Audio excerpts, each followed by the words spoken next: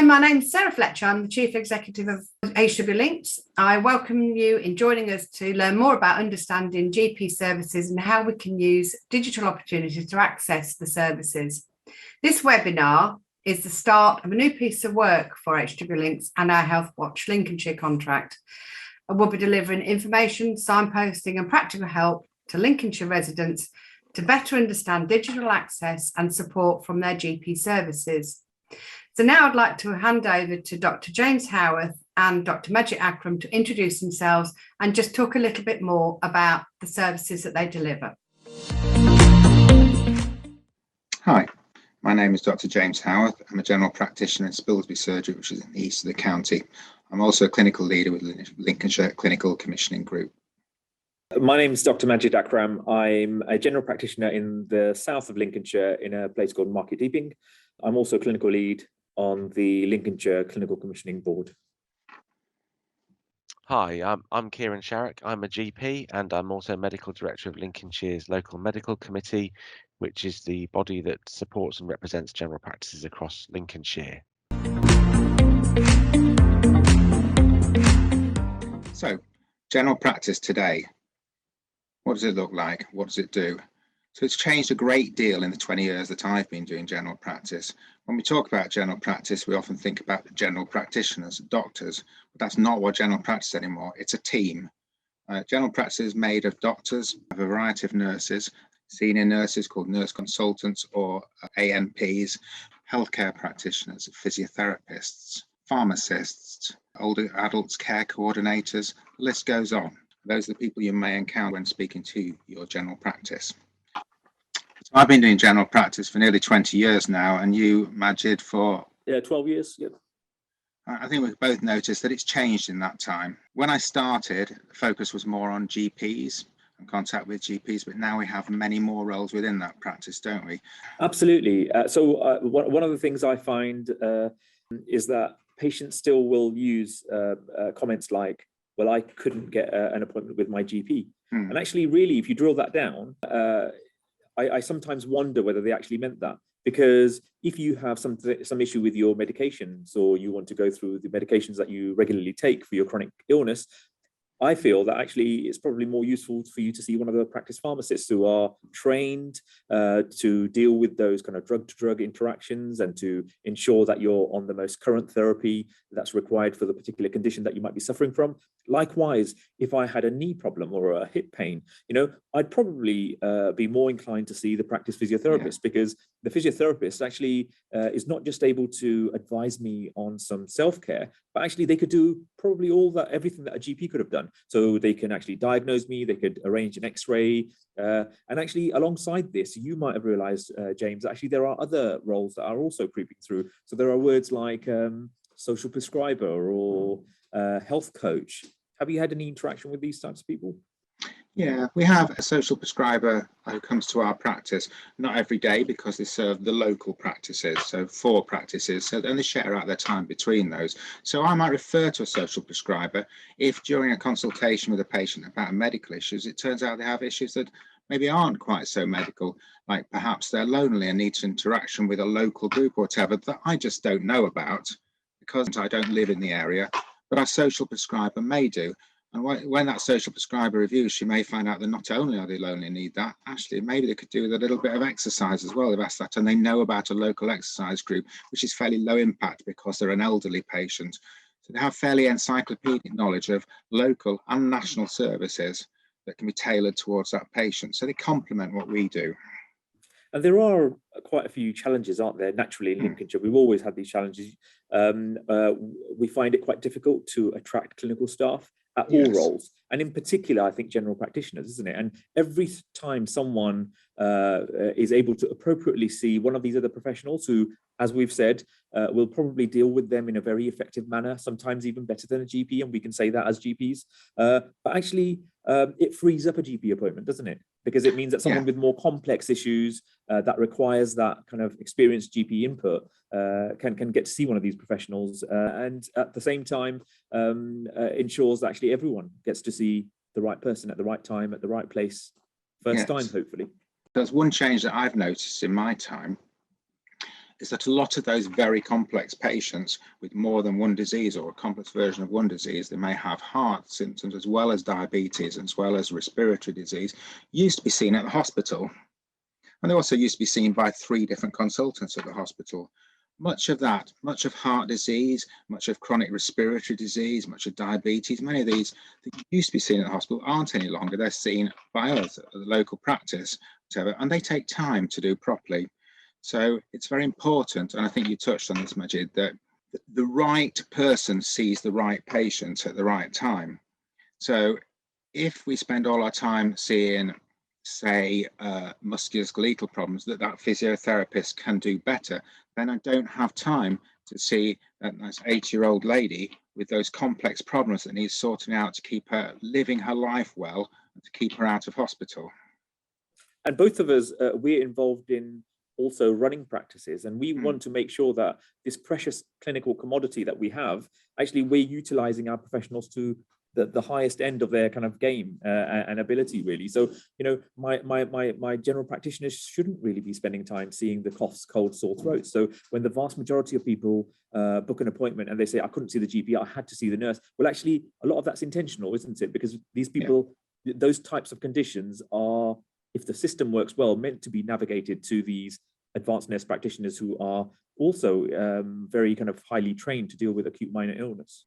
Yeah, and none of us work in isolation within the practice, do we? We're a team and work as a team. We work as a team in terms of our team meetings, our training, but also if you're being seen by that nurse can ask the doctor either at the time or later, or if it's something out of her scope of expertise, she can get you to see the doctor that same day, whatever. And the other way around, I have to say as well.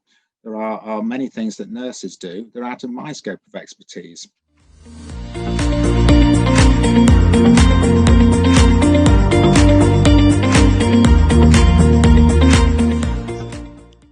So Total Triage is a system whereby GP practices can get patients seen by the person that's most appropriate to deal with their problem. So we don't just have GPs and practice nurses in practices now. We have physiotherapists, pharmacists, contact practitioners. We have all sorts of people who can deal with your problems, often better than a GP or a nurse can. So, for instance, if someone rings up and asks to speak to me about their diabetes, I'd say, well, actually, my diabetic specialist nurse will be able to deal with that a lot better than I can. So what we do now is we encourage patients to contact the practice either by telephone or online to give a bit of information about what their problem is, what the issue they need to be dealt with. And then one of our care coordinators who's been trained to identify what people's problems are, they will move people into the most appropriate slot for a GP or a nurse or a physio or whoever to contact that person back to deal with their problem. So that's why we ask that when you contact the practice that you do give us a little bit of information so that we can identify what your problem is, so that we can then move you into the most appropriate place. If we identify that is a GP, it will be a GP. And you know, if you need to be seen face to face, we will arrange for you to be seen face to face to deal with the problem. But often we can deal with these things remotely, either by calling you back or sending you a message on your phone or in email. So that's what we ask you to do, if that's okay.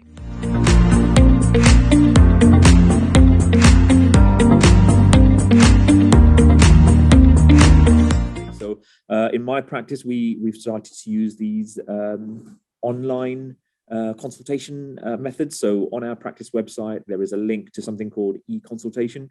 So say, for example, a patient needed to consult with me because they needed a sick note for some reason. They can go and fill in a form, tell me exactly what they wanted it for and the dates, for that particular document, and that would basically be forwarded to myself as a general practitioner, and I'd administrate that usually within a couple of days, actually.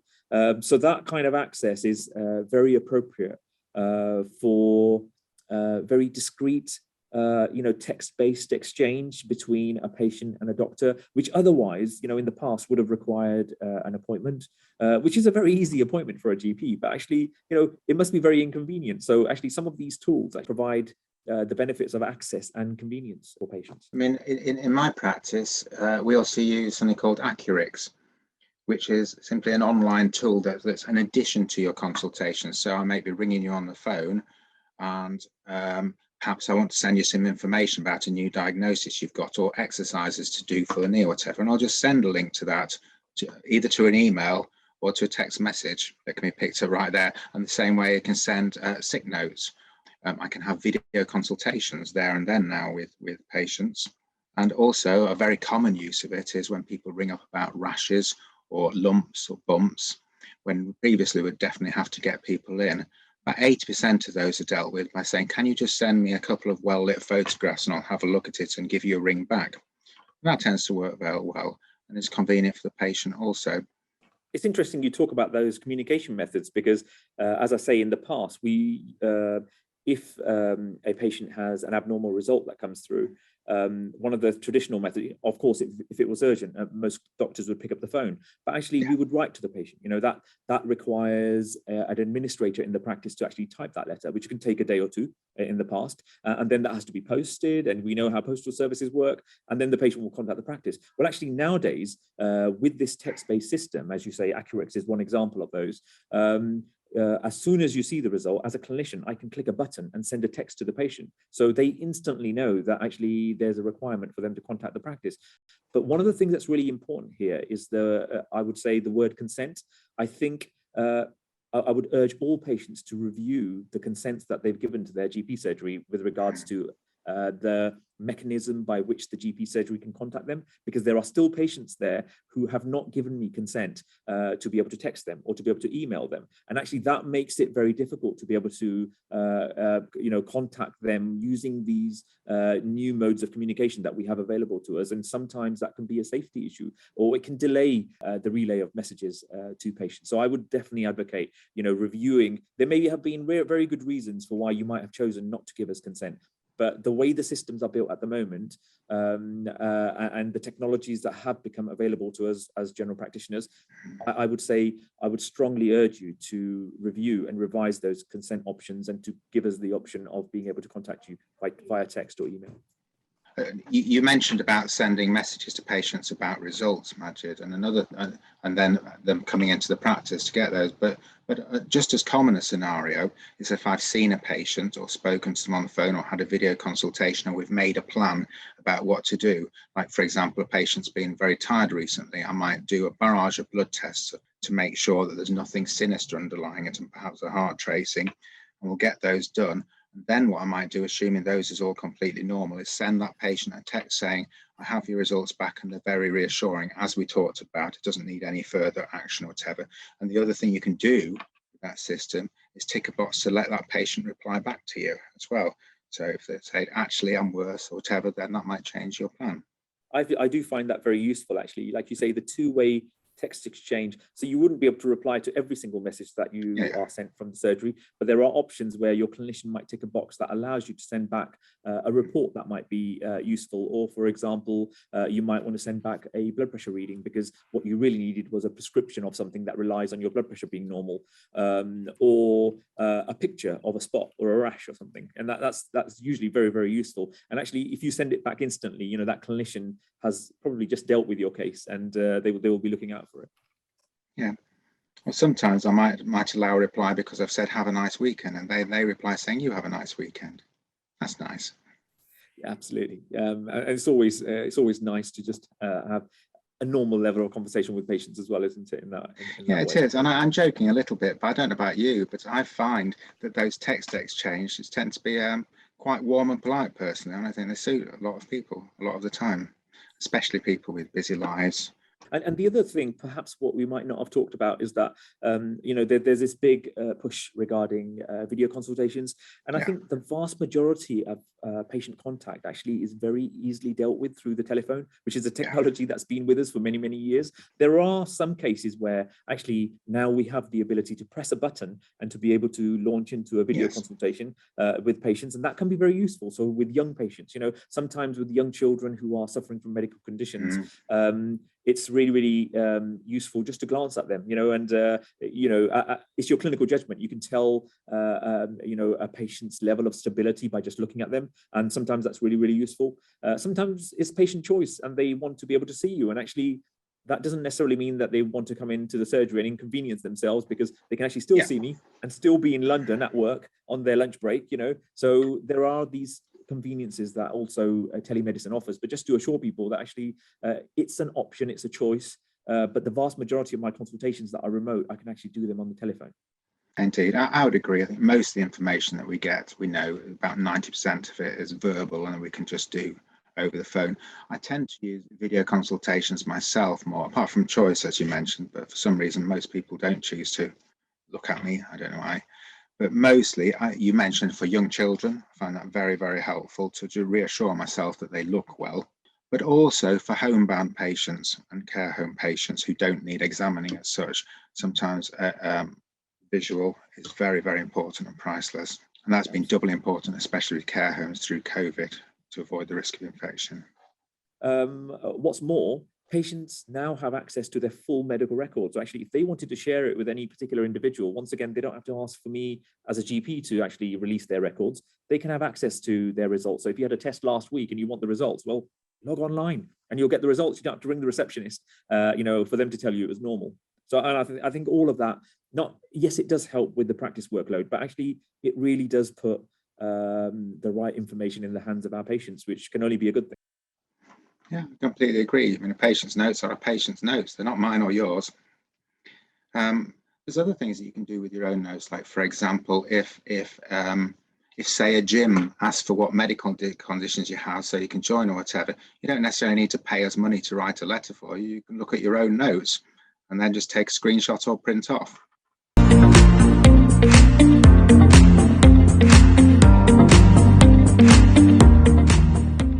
So, hi, what are the biggest things that Healthwatch hears from patients in relation to general practice is I can't get through to the practice on my phone. Why does this happen, and what can patients do to have better communication? Almost all of our practices now have very sophisticated phone machines that don't really have a limit on the amount of people ringing in. The limit is the people on the other end of it. And that's limited by various things. It's limited by how many people you can employ, and it's limited by the room in the building. So there's different peaks at different times of the day. You can imagine that Monday morning is quite incredible, the volume that goes through any practice. Whereas on perhaps Thursday afternoon, it's considerably less, and you'd find it considerably easier to get through. So rest assured that it's not that there's no one on the other end of the phone, it's just that at any one time, there are hundreds of people ringing through at certain times of the week. Now, there are other ways to get through them, and one thing I suggest to people is if it's not an urgent problem, then avoid the hotspots, like Monday morning or Friday afternoon, and really any other morning. So I would, if it's not an urgent one, I stick to Tuesday, Wednesday, or Thursday afternoons. Is that fair, Majid? Yeah, absolutely. And I would definitely advocate that. I would say if you want easier access through telephone, then perhaps 11:30 to around 3 o'clock is probably the sweet spot, in terms of when to call the surgery. Also, there are some practices that will have online appointments, but the online appointments, just as a caveat, they are the appointments that are available not only online, but also to the receptionist. So there are people calling in who will be booked into those slots. But if you, have that online access, and if you go onto the system first thing in the morning, which is when most practices will release their appointments, that might make it easier for you to book an appointment as well. I mean, we do understand those difficulties, and normally that is people's complaint. It's the actual getting through onto the phone. Once they're through on the phone, things are fine. So most practices, as Majid is talking about there, would then have you ring through on the phone, and if you need to speak to a clinician, the care navigator, what used to be called a receptionist, will then slot you onto one of those doctor's list bits. That's handled differently in different practices. In my practice, and I think yours as well, we generally speak to those patients, even though there's a vast amount there, and a duty day would be about 100 to 140 calls for just one doctor or senior nurse. We still tend to speak to that patient within 30 minutes, simply because you have to clock through them, this one, this one, this one, this one. And each one of those patients that you speak to, then that's a little consultation itself. Now, that might be as simple as, actually, I can't get my medication, or I have a side effect, or it might be, doctor, I've developed shortness of breath and I've got some palpitations, and those have totally different results in them. The first one I might be able to sort out on the phone. The second one, they're definitely going to need seeing. They probably need a heart tracing on the day, they need some blood, and that will be planned there and then at that appointment. Once you get through, then it's quite a sophisticated way to stratify how you need to be seen and what the plan would be. I think the simple and honest kind of answer to all of this is that phone lines are busy because there is just this sheer demand for general practice, and that's totally understandable. I think to some degree we are apologetic of that we can't deal with more patients and get more patients through the phone lines. But we, as James has already said, we are constrained, by that sheer volume. And we have a limited supply of individuals in the practice who actually can answer these phone lines, within a particular given time. You may ask, why is the volume a problem when it wasn't a problem before? Well, it's always been a problem to an extent, but the demand has been steadily rising over the last 10 years and over the last year or so through the second half of the pandemic, hugely, massively so, and demonstrably so. We see, depending where you are in the country, we have something between 20 and 40% more demand, which may not sound a lot, but when you're talking about that one person having 100 calls, that's an extra 20 to 40 calls. It's a lot. The safety point here is that actually, if you feel that you have certain worrying symptoms, so there's national campaigns for the FAST campaign where if you have difficulties moving your arm, leg, or with your speech, there's a possibility you could be having a stroke. So you shouldn't be ringing your GP surgery in that kind of situation. You need to be ringing 999. Similarly, chest pain, sudden breathlessness, these are things that actually are very appropriate for you to kind of call 999. They will redirect you if they feel that that's the appropriate thing to do, but they're the things that you should be calling the emergency services for, and not calling the phone lines, which, as the nature of this question is that it's very difficult to get into general practice, and general practice isn't an emergency service, so it's just having that confidence in yourself, and actually, if you're feeling that unwell, to pick up the phone and call 999 if that's the right thing to do. So you've reminded me, Majid, that that's a good reason to, when the care navigator on the phone asks what's the problem, to tell them what the problem is. Now, first of all, a reassurance, they're bound by the same duty of confidentiality that we are, so that's not an issue. And the reason why they ask you what might be the problem is because then they know how urgent it is. So if it's, for example, that chest pain or severe shortness of breath, they might in fact advise or even get an ambulance for you. There's various other sort of trigger words that will mean they'll speak to the GP to get you spoken to sooner, etc. So it is very important for safety reasons, as well as simply for our convenience, to if you can at all, to share that with the care navigator when they ask you. Now, the telephone lines are probably, I would still advocate them for people who might have ongoing medical problems, or they may have a number of medical issues which they don't know whether they're related. Now, for those types of conditions, the online e-consultations are not a good idea. And most practices, if their systems work well, will be asking you to book an appointment through the usual means. So that can inconvenience patients and make them feel a little bit annoyed, because they try to save time for themselves and for the practice by filling out an e-consultation. But actually, that's probably not the best use of e-consultation. The best use of e-consultation is when you as a patient know that you don't want to see someone face-to-face. I still see e-consultations where actually the patient has actually written in there to say, all I want is a face-to-face appointment. Well, then an e-consultation is not the right thing for you to be filling out. It is the traditional method of calling the reception and booking your appointment through those means, which is the most suitable thing to do. Other queries that are best handled by other organisations, we're frequently asked by patients about hospital appointments or whatever. Can we speed up a hospital appointment? When can my hospital appointment be? When is the consultant going to see me? And we don't know that. So in those circumstances, it's better to ring the hospital, to ring the waiting list line, to ring the hospital consultant secretary. And once you are referred by a general practitioner to a hospital specialist, it's because general practice feels that they need that specialist input, and then you are naturally also under the care of that specialty. So you do have a right to call the hospital or to contact them. Look on their websites and to find out where you might be in that waiting list. And if you're already under a specialist team, you have every right of having some contact with them, just like you do with your general practice team. We have no visibility of where you are on that hospital waiting list. So in some ways, that's if anything, you're delaying, that pathway of trying to establish where, when your appointment might be with a specialist team.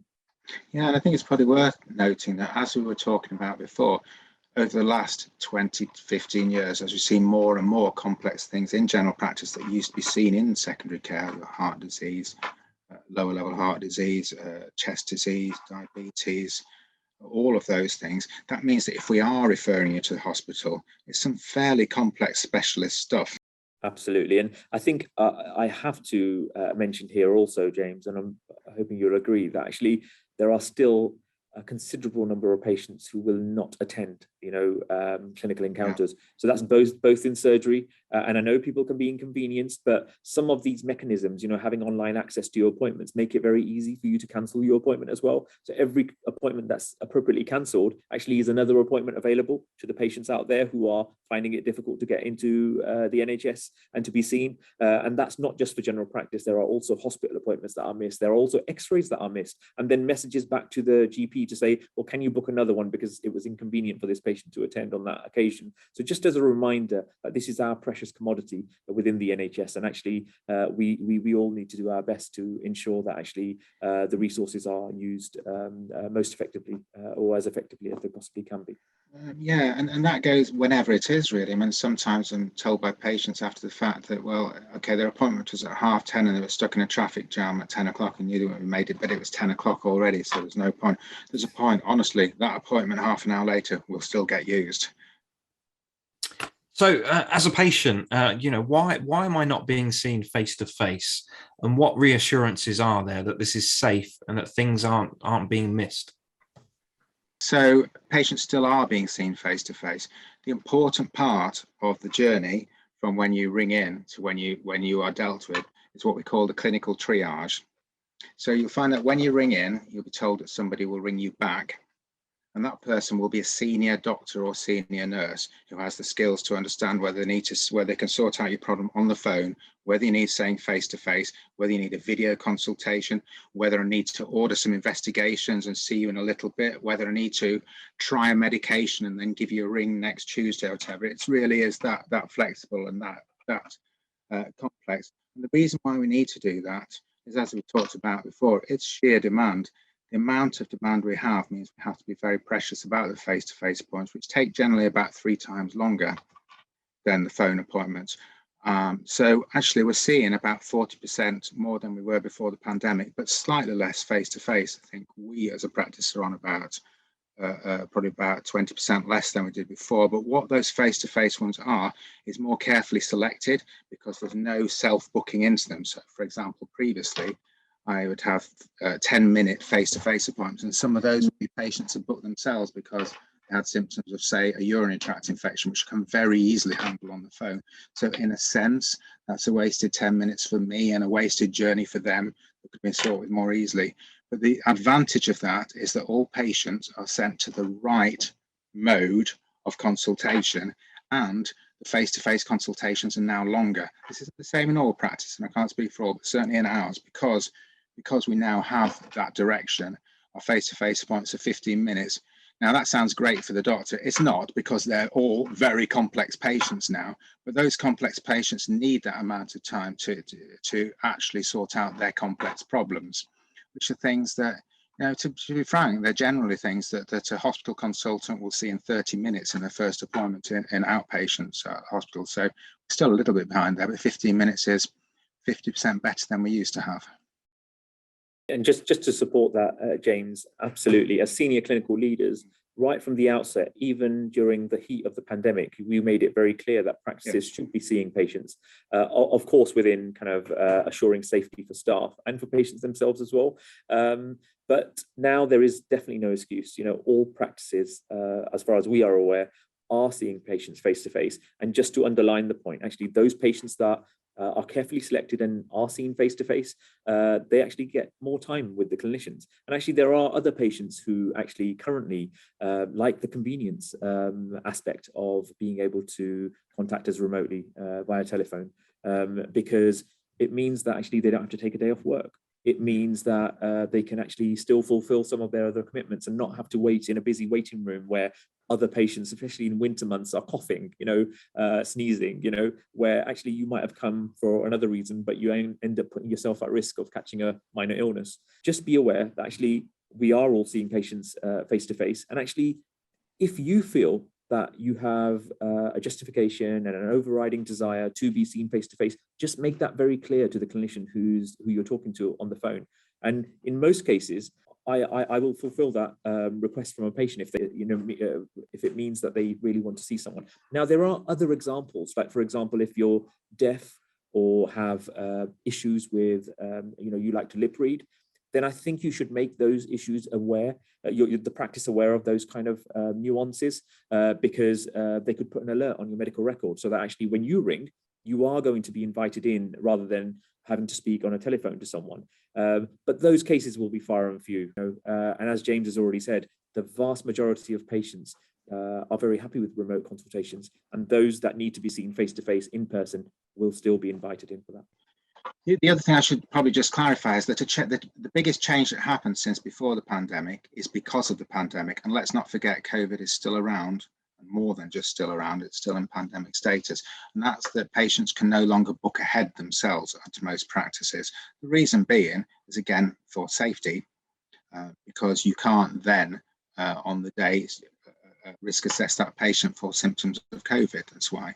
But as I said, the side effect of that is what we've already said. The right person goes to the right appointment. The appointments that people need face to face are longer. And almost by accident, that change, I think, has made our systems work an awful lot better, both for the practice and for patients. And we are more productive. And by that, what I mean is that we're actually able to deal with more patients in the given time that we have, from 8 o'clock when your GP surgery opens to 6:30 when the doors close. We are able to deal with many more patients by working in this different way.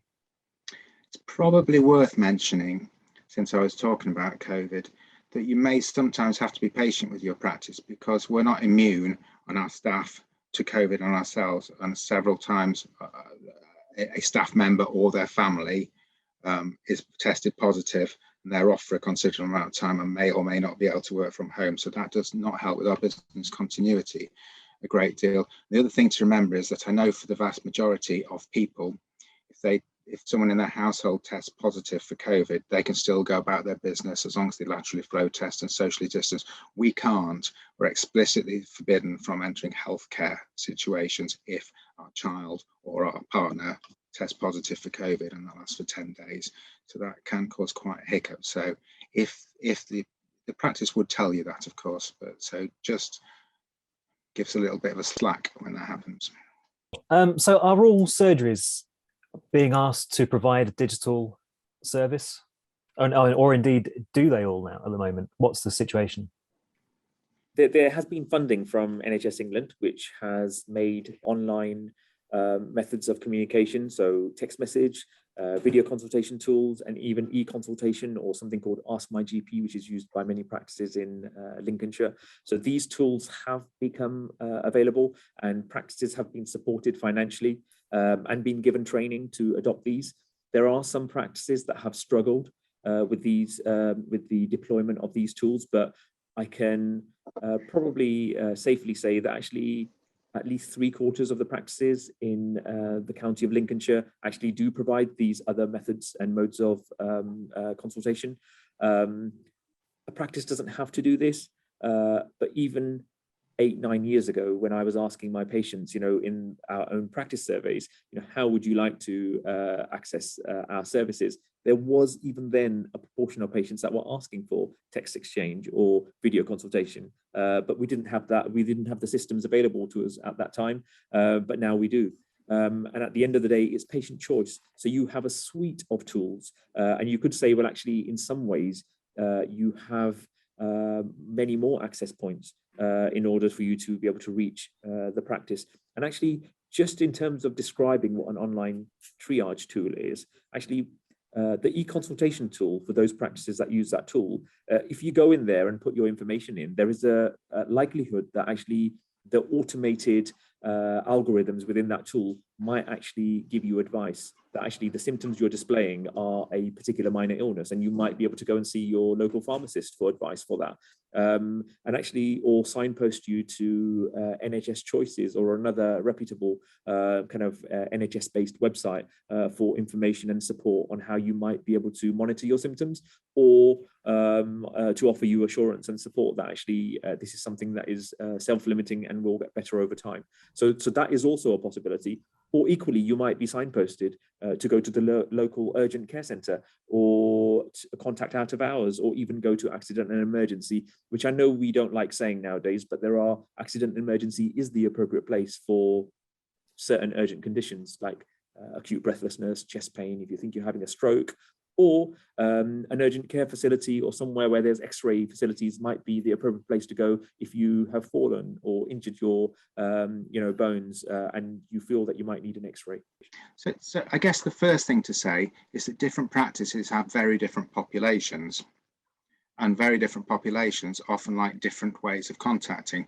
Like, for example, if you take extremes, you take one of the practices on the East Coast with one of the most elderly populations in the whole of Britain and compare it to the university practice in Lincoln, then the university practice in Lincoln will almost exclusively want to contact online, whereas that practice out in the East will almost exclusively want to use the phone.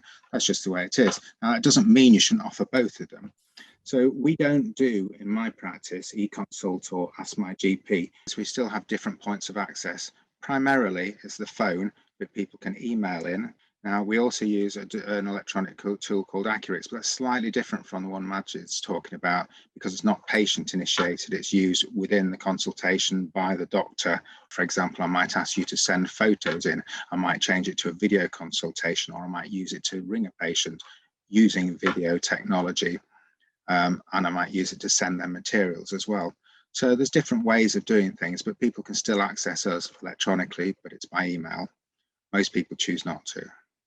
Why did eConsult ask me to ring the surgery for an appointment after I completed all the details? I might as well have phoned the surgery in the first instance, as we did 18 months ago. Surely it wastes time for all. I think with regards to eConsult, eConsult works very well if you have a very discrete issue that even you as a patient sometimes know what you want, and you know that the clinician will fulfill that. So I think in that example, it works very well. It might be that you have a medication review and you have your blood pressure at hand and you know that that blood pressure is normal. And therefore, by sharing that on an e-consultation medication review, you know that your medication account can be kind of updated for you very, very easily. It might be that actually you might be a female looking for some repeat of your contraception, and therefore very easily by going through a bespoke form on eConsult, you can answer those questions. So those are examples that I've shared with you where eConsult is actually very, very effective. Now, if as a patient, as you're filling in the eConsult, you logged on to that because you didn't want to wait in the phone line, and what you really want to do is see a clinician in the practice, well, then e-consultation probably isn't the right mode of communication with the practice, because sadly, you do need to persevere with the traditional method of communication. Now, there are some examples where an e-consultation will be submitted, and when the clinician reads it, they feel that they cannot deal with that text-based consultation with a repeat text or by giving you what you might have expected. Now, that is all for safety reasons. And actually, just to labor the point that each of these e-consultations are actually being reviewed by a human clinician. So there isn't any kind of artificial intelligence or machine learning element whereby, it's the computer that's saying no to patients. So a clinician would have read that and actually the advice back to patients, because the inadvertently, clinicians are allocated time to be able to deal with these e-consultations.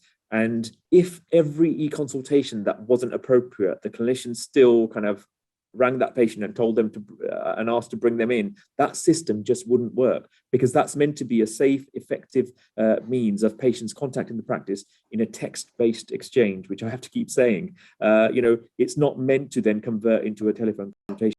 I suppose an example of where it wouldn't work is if somebody writes an e-consultation, "Dear doctor, I've been getting quite short of breath for the last couple of weeks. what can I do about it?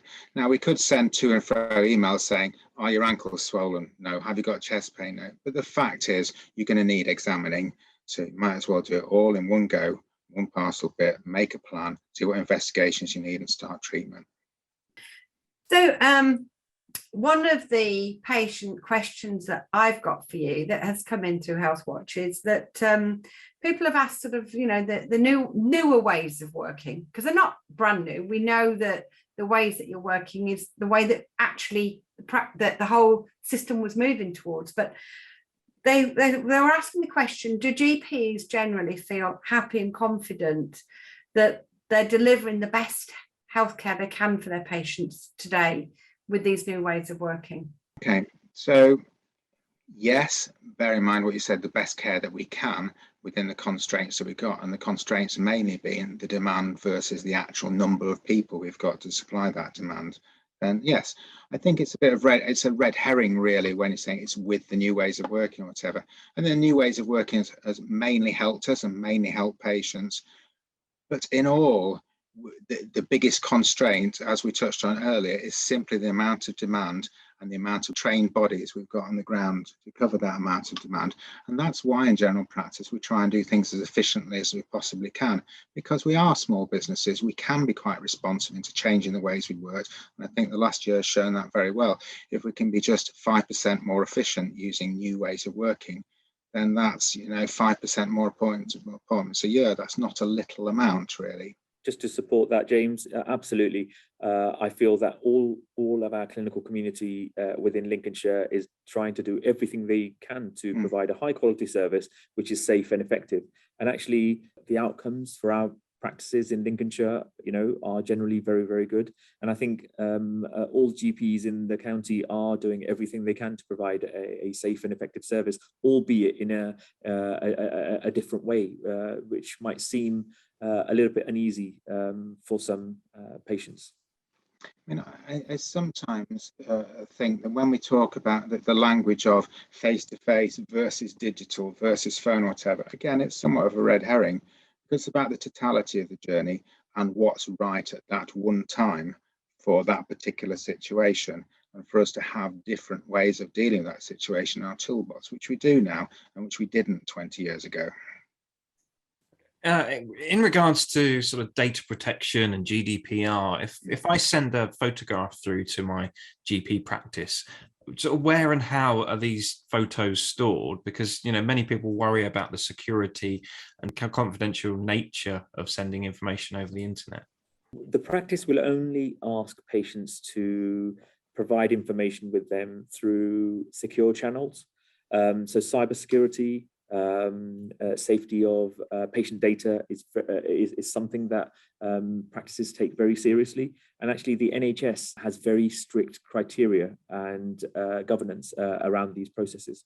So patients will be asked to perhaps text a picture, or they might be expected to share a document which has personal information on it. That would only be done through text systems that are quality assured and safety assured in terms of information security.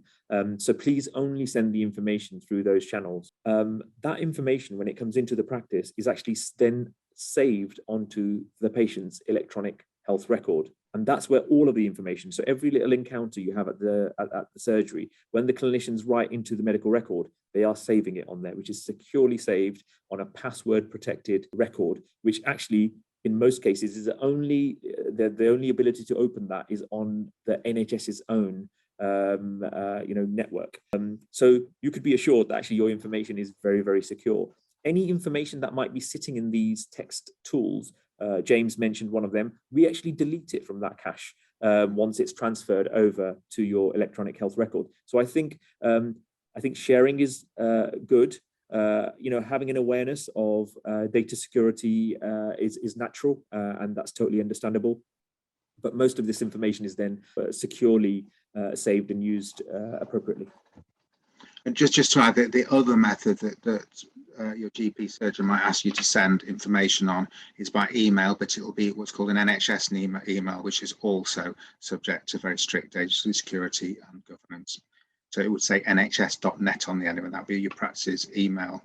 And the other thing to say is that for your own notes, your own GP notes or GP record, there's a full audit trail of anybody who accesses those ever.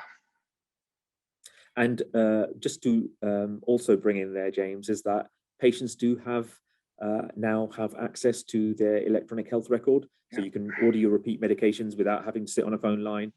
You can book an appointment, and you can have access to all of the information on your medical record. So you know what you're sending in, and you know what will end up on your medical record, because if we were to have a consultation encounter right now, in an hour's time, you could log onto the system and see that information recorded and being very visible and transparent to you as a patient, so that you can kind of feel very safe that actually everything you said was taken into account and saved on your electronic health record. And it's not just what happens within the GP surgery, is it, as well? It's also a repository of hospital letters, for example, or mental health trust letters, community health trust letters. Anything that comes into us goes into those records for perpetuity.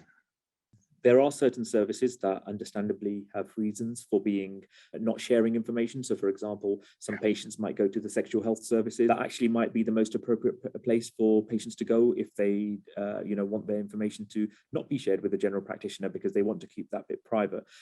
Clearly, that service will record that information in their own way, in their own system. But that's just an example of when information might not be shared for the right reason. Okay, as a patient, what happens if I don't have a smartphone or a computer? So in my practice, you would ring in.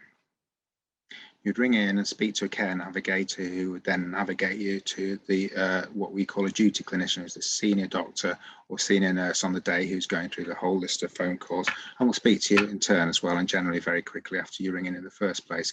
So you don't need to have a smartphone, you don't need to have a computer. We can handle it that way. It helps to have a smartphone because I might, for example, say, could you just take a photo of so-and-so and send it to me and whatever. But actually that's relatively small print. 90% of things can just be dealt with on the phone and brought in if necessary. So don't worry. Vast majority of remote consultations actually are telephone consultations. So in that way, it's a little bit embarrassing. And I think we play it up a bit when we say, there's all this remote consultation happening out there, and it's the gadgetry that actually sometimes, can be a bit off-putting or make things a little bit uneasy for some patients, as you say, who might not have computers or, these iPad devices. So, the vast majority of remote consultation can be very safely completed on a telephone device. And that doesn't need to be a mobile. It can be your house phone if you're someone who doesn't yet have a mobile phone. But actually, telephone coverage across Lincolnshire is much better than what it used to be. And I think it's always improving. The next thing is people say, well, what actually is the best way for me to contact the practice? Well, as you know, we're trying to discourage people from walking in because we don't know whether you're carrying COVID. We may have vulnerable patients who have got reduced immunity in the practice. So we don't really want to expose them or ourselves actually to people who've got COVID. So we aren't encouraging people to walk in. So the best way to contact us is to do that either by telephone or online. And if you can do it by online means, by an email through our practice websites or things like Ask My GP or eConsult, we would like you to do it that way if that's possible, because that way we can come back to you either by email or telephone, and it frees up the telephone lines for us to make phone calls out. It also frees up our phone lines for those people who can't use online tools. So ideally use an email or eConsult or Ask My GP, but if not, then yes, you can ring the practice. I would say don't ring at 8 o'clock in the morning, because that's, lots of people do ring at that time. And if you can leave it till sort of 10 or 11, you're more likely to get through quicker, and hopefully you won't have to wait too long. But you can use our online things any time of day. And what we'll do is we'll try and get back to you. The other thing that I was asked to talk about is, well, what can you do to help yourself? Or what can you do to help the practices, more to the point? Because we are snowed under. We've got a significant amount of work coming our way. Well, a simple thing is, look after yourself. So, exercise, don't smoke, don't drink too much alcohol, be healthy, have a good diet so that you don't get poorly. Continue to do things like social distancing so you don't get COVID.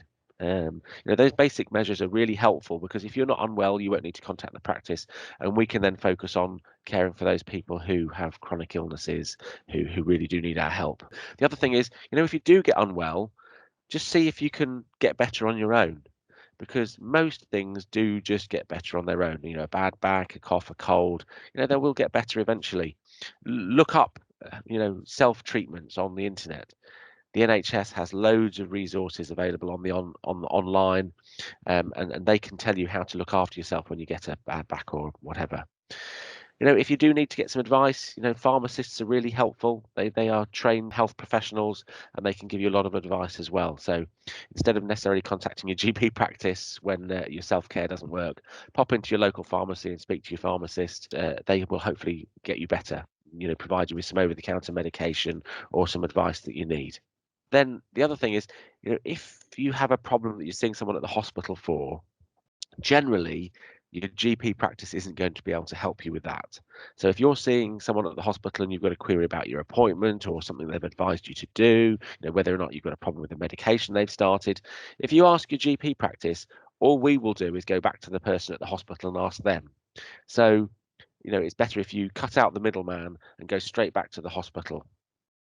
When you're seeing a specialist, make sure you've got their contact details, their email address, their secretary's telephone number, so that when an issue arises, you can just contact them. And we would encourage people to try and ask their specialists to give them those contact details.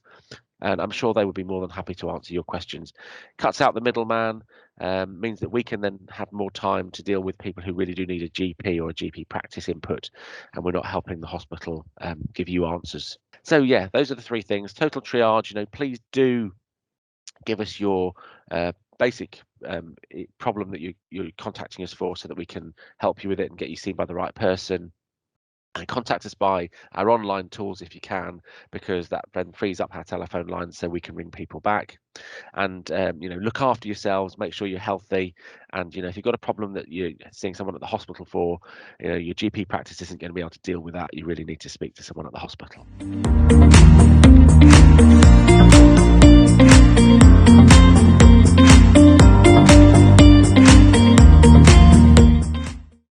I really would like to think that actually, patients view their practice as their practice. So please do join our patient participation groups. If you really are someone who likes to change things and to influence and to structure our services, with your preferences in mind, please reach out, please get involved. The other thing is that if we really are to have this relationship whereby the practice is not our practice, it's our practice collectively between those running the practice and the patient population that they serve, well, then you need to understand what our practice provides. So I would say make every effort to look at the practice website, because a lot of information gets put into that and a lot of effort goes into that. So don't just think of health services when you're unwell. For your own safety, you should be fully aware of what services your GP surgery provides and what type of people work in that GP surgery, because it's no longer just the GP. And by being aware of which professionals actually work under that, GP surgery roof, you can actually make sure that actually when you do need something to help you with your health, you see the most appropriate person within that building, and you get to know them, and you get to know what it is that actually they could do for you. And that might be a physiotherapist if you have a musculoskeletal problem. It might be the pharmacist if you have a medication query. It might be a nurse practitioner if you feel that you've got a cough or a cold or a sore throat. And actually, having said that, even outside of that GP surgery, please be mindful that actually there are 0 to 19-year-old services where you can see a health visitor or an equivalent. If you feel that you have an issue with your child, you can actually always still go to see your local pharmacist, who I would advocate that are not used to their full potential. They're not people who just hand medication over the counter. They have a vast amount of knowledge and information that you can access. And actually in Lincolnshire, we've been very, very fortunate that actually we recently had some funding, and I hope that this service remains, that actually if you feel that you have some type of mental health disorder or difficulty, you can actually ring a phone line which gives you fast access to mental health services. And now there's an adult mental health support line, but there's also a children's mental health support line that parents can call. So just in summary, what I would say is that my top tips are: understand your GP surgery, be fully aware of what services are available, and please get involved and help us shape the services that are delivered to you and the rest of the community. As we've been talking about, in general practice, our biggest problem is supplying the increasing amount of demand that we've got.